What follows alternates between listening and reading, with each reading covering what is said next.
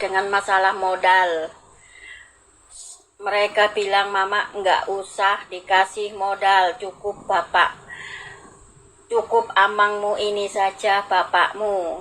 Jadi semua urusan rumah tangga dan lain-lain itu tanggungan bapakmu. Jika mama mau punya modal, silahkan cari sendiri gimana caranya agar mama bisa punya uang juga. Jadi kami minta maaf kakak atau Mak Butet nggak bisa bantu kasih modal ke kakak atau Mama Butet gitu. Tapi ternyata setelah mereka buat sendiri kesepakatan itu, bapakmu sering minta uang padaku buat biaya rumah tangga dan urusan sekolah, termasuk bantu dia nambahin modal di pasar. Padahal uangku itu aku ngutang ke Purba, Baurepi, Mama Loni. Itulah orang-orang yang bantu modalku saat itu. Aku setoran pada mereka. Saya sering ngutang 3 juta atau 2 juta atau 1 juta. Yang paling kecil 500.000. Tiap hari mama setoran, ketimpa terus. Setelah mama ketahuan sama keluarga bapakmu, kemudian mama dilarang ngutang lagi. Dan mereka yang biasa bantu saya modal juga dilarang kasih ketika mama ini minta ngutang lagi gitu. Ditutup, gak boleh ngutang lagi. Mama dibolehkan ikut arisan Inang Muda setoran 500.000 setiap bulannya. Puji Tuhan, lunas juga yang bayar mama sendiri. Terus ketika uang arisan mama udah diterima, senang hati mama. Ternyata uang itu diminta bapakmu. Katanya biar dialah yang pegang uang. Takut uang itu hilang dan sebagainya. Bapakmu bilang biar dia saja yang pegang uang arisanku itu. Katanya kalau mama butuh uang, minta dikit-dikit saja. Saat itu mama dikasih bapakmu cuma 500.000 doang. Bapakmu bilang cukup nggak itu, ngomongnya pakai nada nggak ikhlas ngasih. Mama diam, nggak mau minta lagi uang itu. Itu terus mama diperlakukan bapakmu. Tapi kalau bapakmu yang terima arisan, mama nggak pernah tahu, apalagi ngeliat uangnya. Bapakmu menjauh dari mama, menghindar. Berani buka tas di depan mama kalau kantong udah kosong, baru ngeluh, bilang nggak ada lagi duitku ini bah. Gitu mulu selama di Pulau Jawa. Kalau gak percaya, tanya tuh Pero dan saudaramu yang lain. Hafal banget kelakuan bapakmu. Kalau ada duit menghindar atau menjauh dari kita semua. Udah kere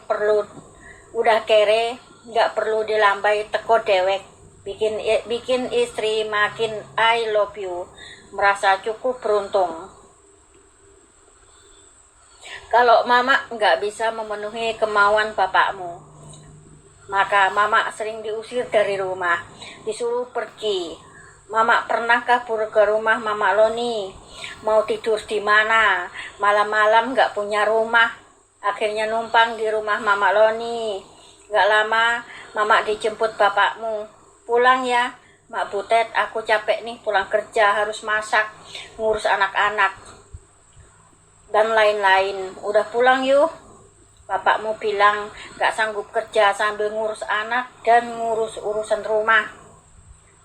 Kalau gak gitu, suka bandingkan mama dengan wanita lain. Katanya si anu bisa bikin suaminya hidup senang, lebih tenang, bisa membiayai hidup. Contoh Inang Mudakmu, Mama Loni, wanita-wanita Batak pada umumnya. Tapi mama kok gak bisa seperti mereka itu. Katanya mama kok cuman banyak anak doang nyusahin dia. Pas bapakmu stroke yang kedua kalinya ini, sekarang mama ada ikut arisan mama Patrin, tapi mama merasa semua itu udah telat. Bapakmu udah stroke, biaya sekolah dan lain-lain, mama bangkrut, biaya terlalu besar dari kemampuanku gitu. Akhirnya mama sampai sekarang pergi dari rumah kerja cari uang. Mama masih ada utang arisan di mama Patrin 2 juta lagi, belum kubayar sampai detik ini, kurang 1 setoran saja. Dulu setoranku 2 juta per bulan di mama Patrin. Utangku di Om Hendy di kampung 2 juta, belum kubayar sampai detik ini. Utangku di Mama Willy Bandung waktu itu juga belum mama bayar sampai detik ini. Utangku di Tante Ani Mama Putra 200.000 sama belum mama bayar sampai detik ini. Mama ada pakai uang butet 800.000 saat itu, udah mama kembalikan 1 juta. Itu yang buat dia beli HP, dipakai sekarang ini.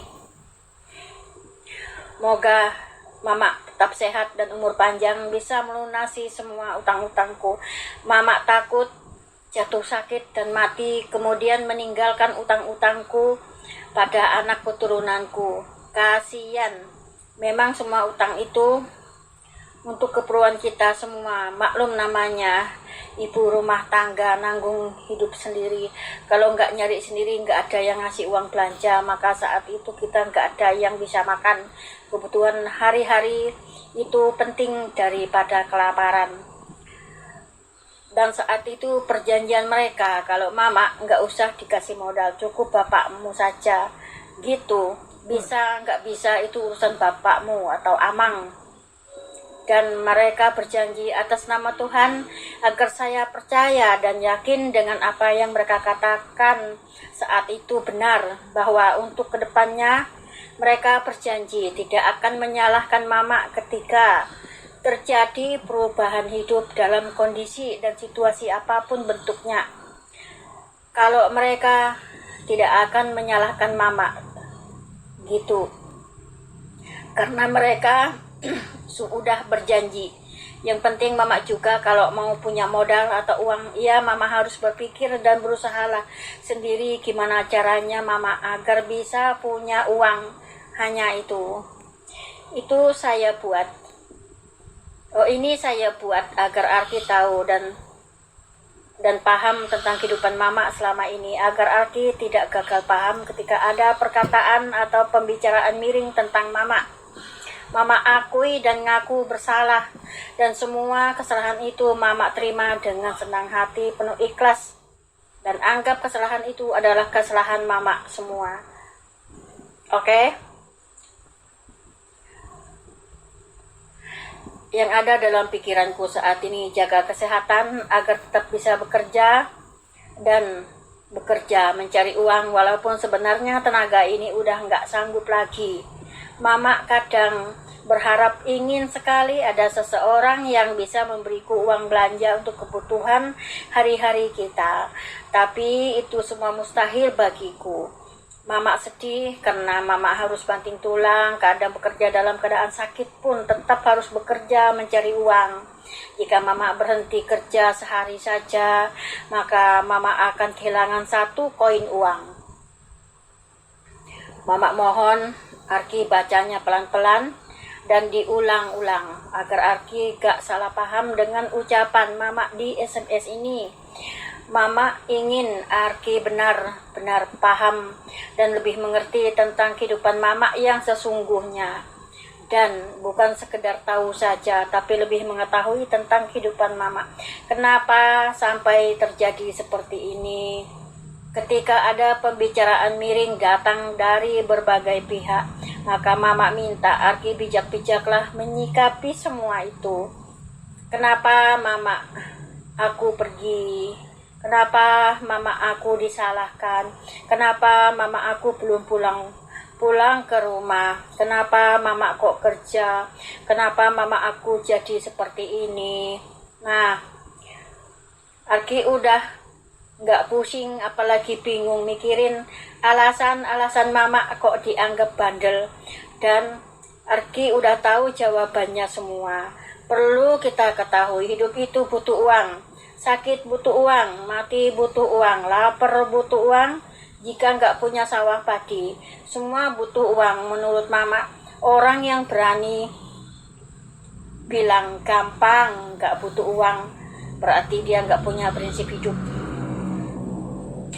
Maaf, Mama tidak marah-marah padamu, Ki. Mama hanya ingin Arki tahu tentang kehidupan Mama dari dulu hingga detik ini. Maksudku hanya bercerita saja padamu karena karena kau adalah anakku. Mama ingin Arki mendengar isi hatiku dan mengetahui semua tentang kehidupanku, jadi tidak termakan gosip dari berbagai pihak yang memang tidak menyukai Mama Muki. Kalau mau bikin akte baru, jangan nunjukin akte lahir yang ini. Bilang saja belum punya akte sama sekali, biar gak dipersulit saat ngurus akte lahir lagi. Gitu maksudku, agar dipermudahkan proses pembuatannya nanti, Arki. Kalau untuk nama orang tuamu, tulis saja nama Ibu Lida, bapakmu Sudin Manik atau Samsudin Manik. Tanya bapakmu di situ siapa namanya yang benar. Marsasilda itu nama Islamku, nama lengkap bapak kandungmu Muhammad Setiawan Imam Wijanarko. Arki itu diambil dari nama bapakmu Arko Wijanarko gitu. Arki sama dengan arek cilik lahir dhewe, ra ono bapae, lagi lunga karo kancane kerja, ono Febri, ono Tabri, ono Surono. Gitu ceritanya bahasa bapakmu Iwan. Itu sejarah lahirmu. Mama melahirkan Arki sendirian di rumah, dibantu seorang ibu kos pemilik rumah kami. Beliau itu diangkat jadi ibu angkat kami gitu. Mereka lah yang menolongku di saat Mama melahirkan Arki. Bapakmu lagi pergi kerja bareng-bareng sama teman-temannya itu. Datang-datang Arki udah lahir. Tinggal bikin acara bayi baru lahir secara Islam kala itu.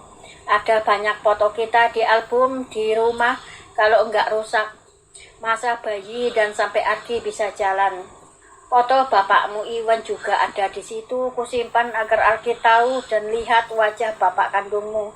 Tapi Mama berharap Arki nggak usah lagi mencari bapak kandungmu. Sayangilah bapak tirimu walaupun dia seperti itu. Ingat, jika bapak kandungmu sayang padamu, nggak mungkin dia tega meninggalkanmu. Yang masih kecil butuh kasih sayang dan biaya hidupmu. Semenjak ditinggal bapak kandungmu, semua perhiasan ku jual untuk biaya hidupmu atau kita berdua. Sampai terakhir ku jual bajuku yang baru, satu-satunya kesayanganku itu. Yang terakhir Mama sudah nggak punya apa-apa lagi buat biaya hidup kita berdua. Kala itu ku jual pada seseorang. Ternyata nggak langsung dibayar, ditagih sampai detik ini dia nggak mau bayar, tapi dipakai terus sama dia itu bajuku. Akhirnya Mama ikhlaskan itu baju tanpa dendam dan amarah, apalagi membencinya, tidak sama sekali. Karena ikhlas hatiku damai. Mama pernah jual cincin emas 24 karat emas asli bikinan ya, harga zaman itu 500.000. Mama jual 150 kepepet untuk beli susu sama bawa Arki berobat.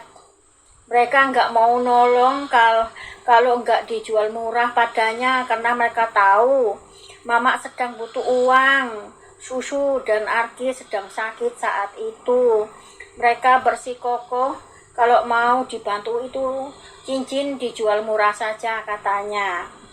Bukan masalah murah apa mahalnya maksudku. Kalau dijual terlalu murah, kalau anakku sakit lagi, aku nggak punya uang, itu maksudku. Makanya aku pertahankan harga supaya anakku bisa minum susu beberapa hari lagi ke depan.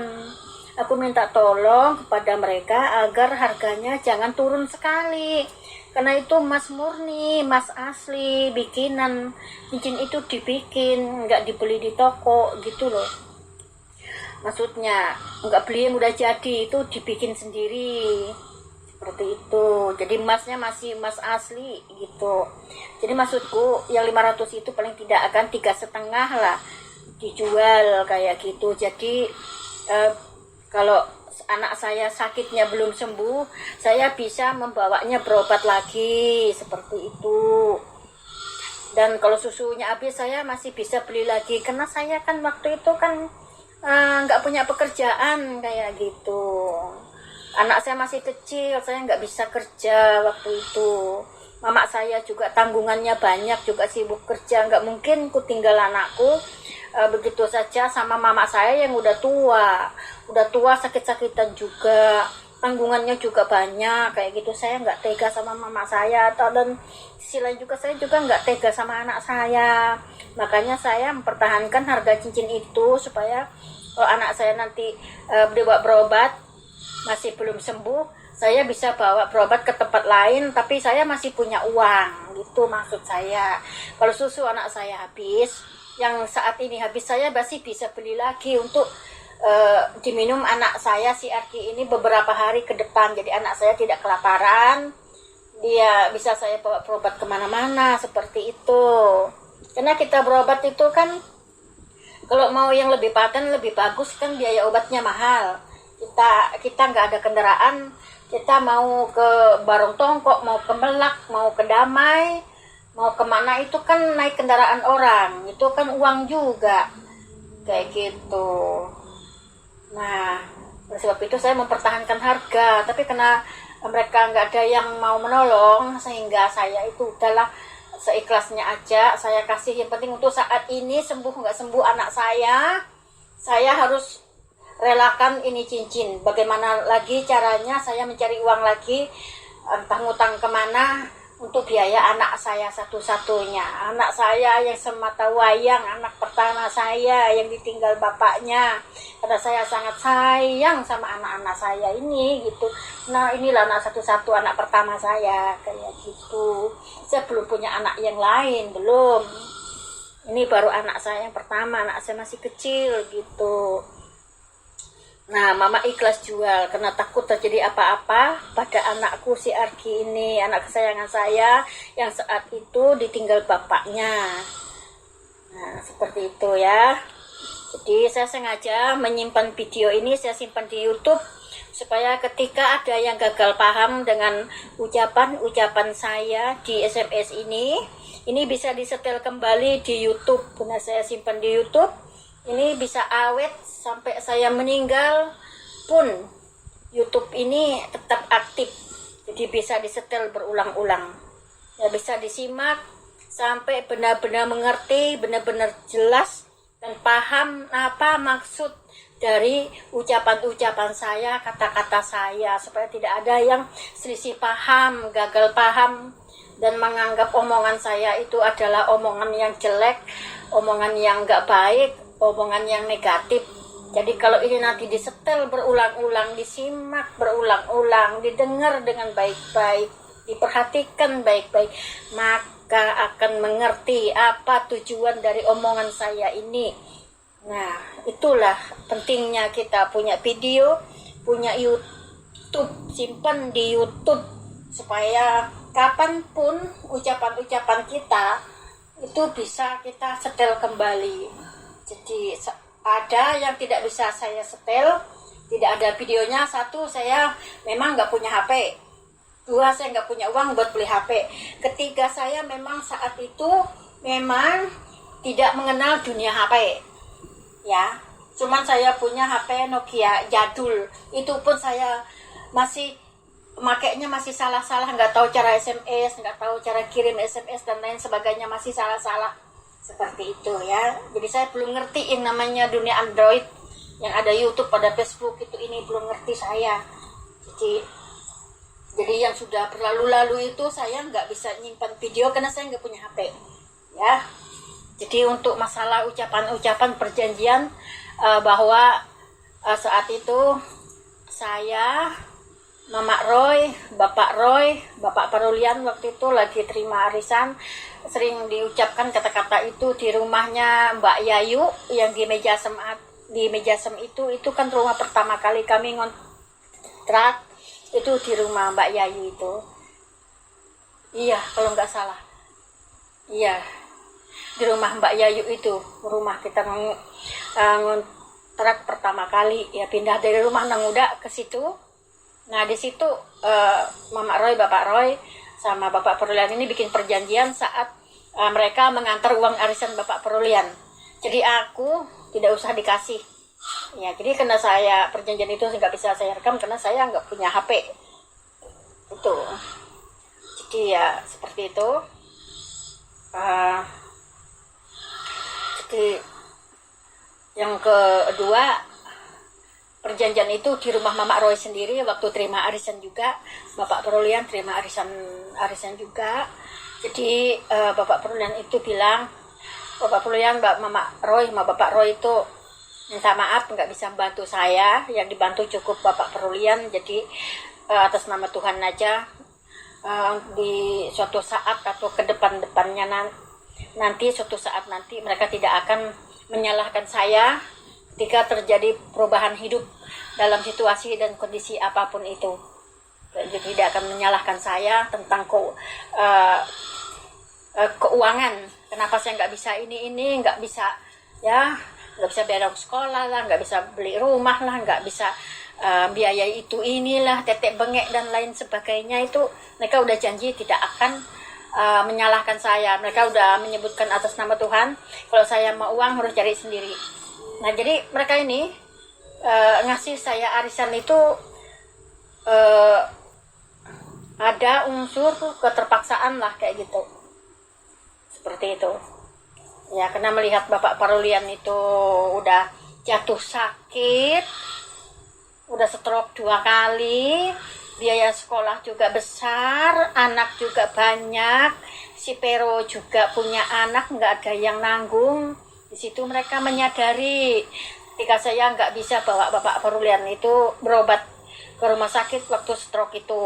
Nah itu waktu Bapak Parulian stroke itu saya bawa ke rumah sakit, saya pinjam uang ke si Medi, ya si Mediana Napi Tupulu, si siapa namanya itu, panggilan hari-hari itu Mama Jenden yang di pasar Jati Bogor itu, kami satu pasar, dikasih sama dia gitu, sama si Mama Jenden ini. Setelah keluar dari rumah sakit, uang rencana itu saya yang ganti uang itu, ya saya mau ngutang sana sini, mau minta bantuan sama keluarga saya, tapi belum sempat saya minta tolong ke keluarga saya karena saya juga berpikir untuk tidak meminta ke sana. Jadi akhirnya datang ini si Mama Roy, Bapak Roy ini ngantar uang 5 juta, suruh kembalikan uangnya si Mama Jenden ini tadi, si Mediana Napi Tupulu ini. Tapi ini uangnya Bapak Parulian sendiri. Kayaknya itu arisan. Misalnya Bapak Parulian masih ada arisan di Mama Roy, mungkin ya mereka ngambil arisan itulah buat buat bayar ini tadi, yang 5 juta ini tadi, seperti itu. Itu ceritanya. Sekian dulu ya, kalau perlu disetel bisa kita setel kembali.